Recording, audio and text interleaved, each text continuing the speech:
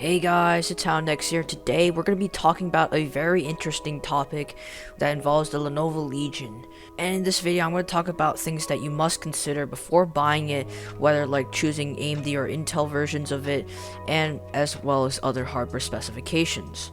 We're also going to be talking about really good deals that are going live right now, as well as other deals that are eventually going to come when Thanksgiving is here and Black Friday, which are coming in less than a week. Stay tuned for that. Oh yeah, if you want to see any more of these new videos, remember to like and subscribe. It helps me out a lot. I'm trying to reach 500 subscribers as soon as possible. I'm like 22 away.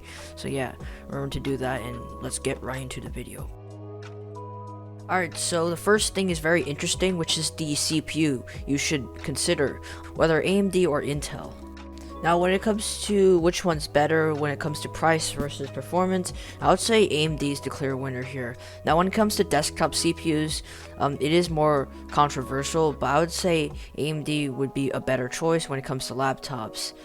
They're a lot cheaper than Intel, and they use a lot less power, so you'll be having a lot longer battery life. So I highly advise you to try to find a gaming laptop that does have an AMD processor in order to take the full advantage of your budget. So I know a lot of you guys are going to wonder when the gaming laptop with the 4th gen Ryzen CPUs are going to come out. I'm not talking about 4000 series, which are actually just 3rd gen Ryzen processors for laptops. Those were actually released like several months ago. Now I know a bunch of you guys are probably going to ask whether Intel will have more FPS when playing games. My answer to that, kind of yes, because Intel generally does do better than AMD when it comes to gaming. However, they do use a lot more power and they do drain a lot more battery, and the FPS is very marginal when it comes to laptops. On desktops it's pretty noticeable, it's like around 5 to 10%, but on laptops, in my experience, I don't really notice much of a difference. However, if your main focus for buying the gaming laptop is actually not for gaming, but for video editing or something that takes advantage of multi-core processing, then it's pretty obvious that you should go with AMD, because AMD generally does better than Intel in multi-core workloads, such as multitasking and video editing, so I don't really see much of a reason to go with Intel. Next, we'll talk about the GPU, which is one of the most important parts about the laptop.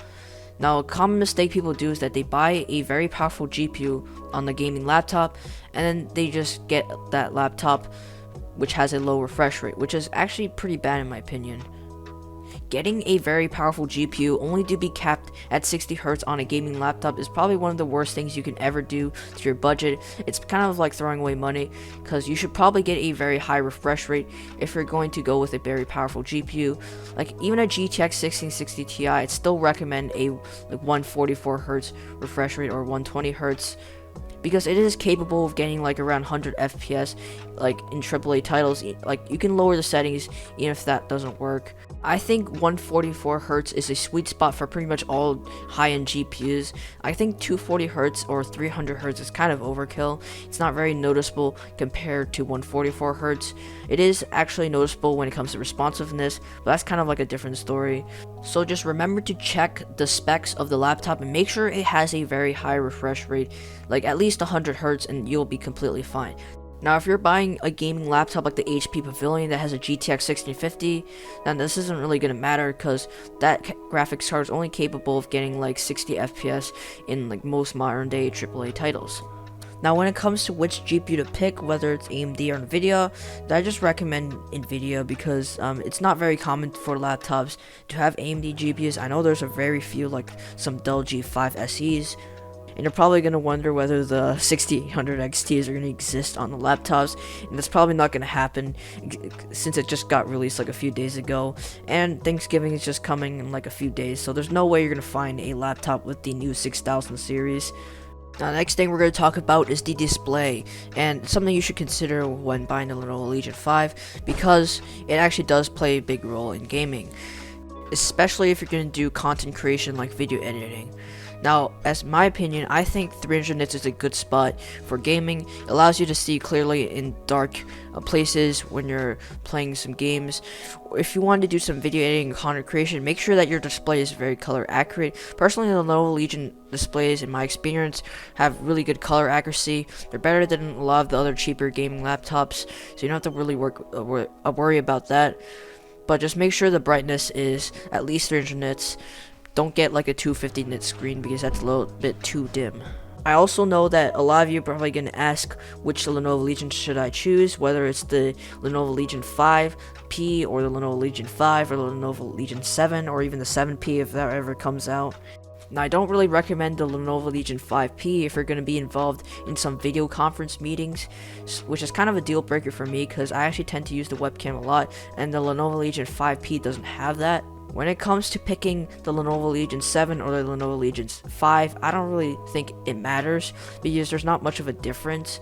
The only difference on the Lenovo Legion 7 is that it has support for Thunderbolt. The Lenovo Legion 5 doesn't. Maybe that actually could be something for you to consider.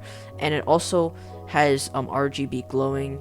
Now, another thing to note is that Lenovo has made some improvements to the new 2020 model of the Lenovo Legion 5 compared to the 2019 Y series, so I'm not really going to recommend getting the Y series. I always tend to get the newest models instead of paying for a gaming laptop from the previous generation.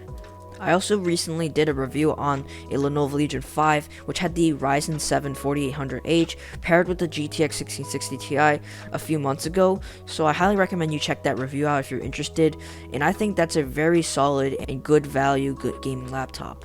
Now, there are already a lot of good Lenovo Legion deals. As I can see, I'm already finding some really good ones like at Walmart. I'll leave a link down in the description below for some really good ones so you can all check them out. But anyways, that basically concludes today's video. Hope you all enjoyed. Remember to just like and subscribe if you haven't already. And yeah, let's see you guys in my next one.